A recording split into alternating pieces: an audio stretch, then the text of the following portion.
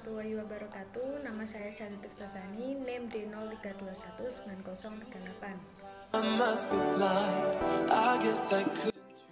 Perkenalkan, nama saya Siti Nur Faizah, NIM D03219035.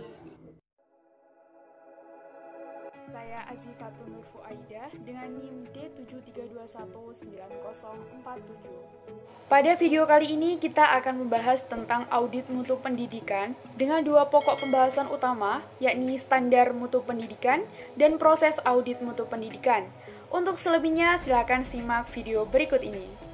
Pembahasan yang pertama adalah tentang standar mutu pendidikan. Berdasarkan Permendiknas nomor 63 tahun 2009, disebutkan bahwa disebut pendidikan bermutu apabila telah mencapai standar nasional pendidikan atau lebih dari standar nasional pendidikan. Standar nasional pendidikan terdiri atas standar isi, standar proses, kompetensi lulusan, tenaga kependidikan, sarana dan prasarana, pengelolaan, pembiayaan, dan penilaian pendidikan yang harus ditingkatkan secara berencana dan berkala. Standar yang pertama adalah standar kompetensi lulusan. Standar kompetensi lulusan merupakan kualifikasi kemampuan lulusan yang berkaitan dengan sikap pengetahuan dan keterampilan. Contoh dari dimensi sikap adalah peserta didik mempunyai perilaku yang mencerminkan sikap beriman dan bertakwa kepada Tuhan Yang Maha Esa, berkarakter jujur, peduli, dan bertanggung jawab. Standar yang kedua adalah standar isi. Standar isi merupakan kriteria mengenai ruang lingkup materi dan tingkat kompetensi untuk mencapai kompetensi lulusan pada jenjang dan jenis pendidikan tertentu.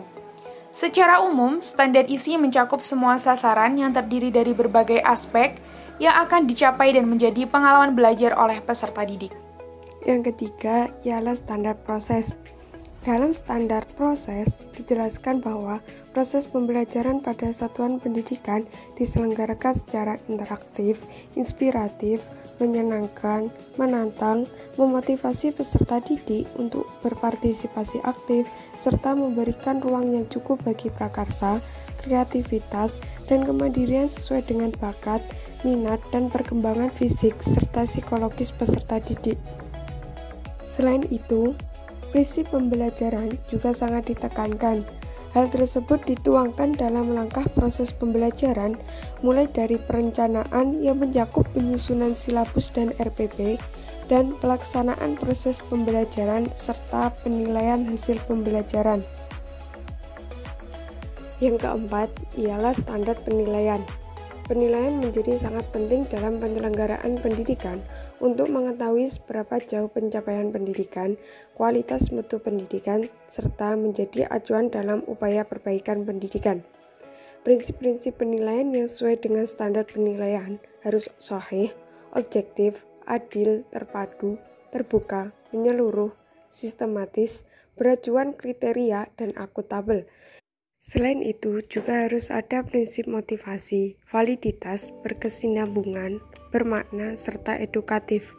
Yang kelima ialah standar pendidik dan tenaga kependidikan. Standar pendidik dan tenaga kependidikan tertuang dalam berbagai peraturan, di antaranya A. Permendiknas nomor 12 tahun 2007, B. Permendiknas nomor 13 tahun 2007, C. Permendiknas nomor 16 tahun 2007, D. Permendiknas nomor 24 tahun 2008, E. Permendiknas nomor 25 tahun 2008, dan yang terakhir Permendiknas nomor 26 tahun 2008. Yang keenam ialah standar sarana dan prasarana pendidikan.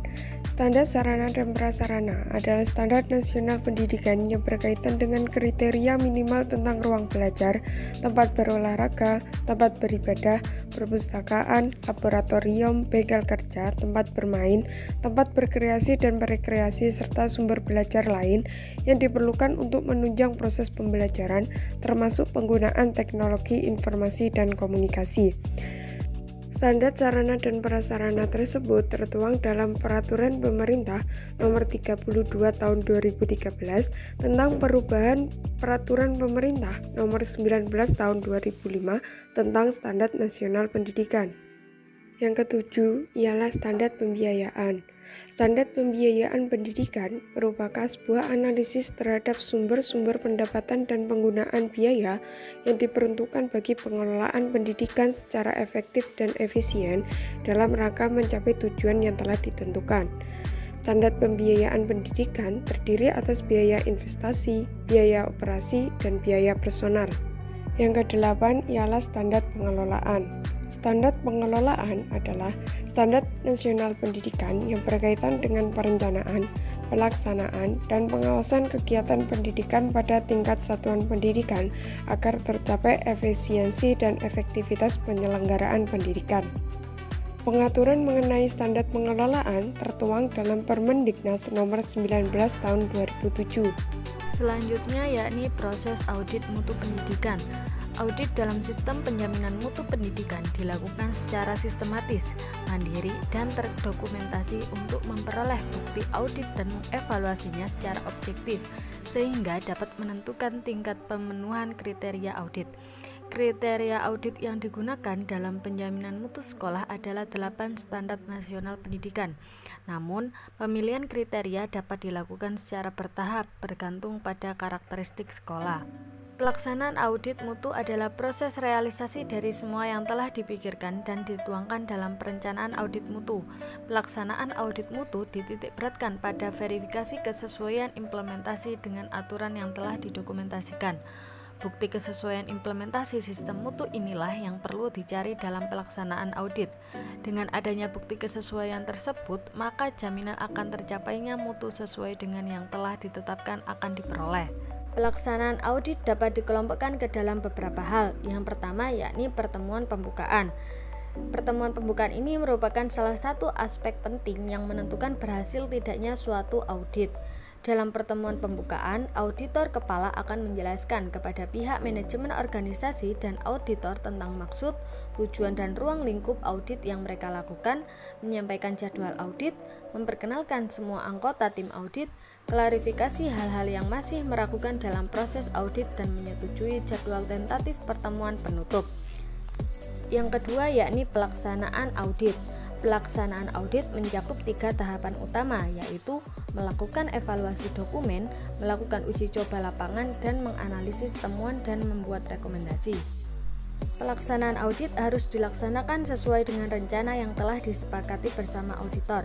Auditor perlu membuat daftar pengecekan atau checklist audit yang berisi pertanyaan untuk menemukan fakta.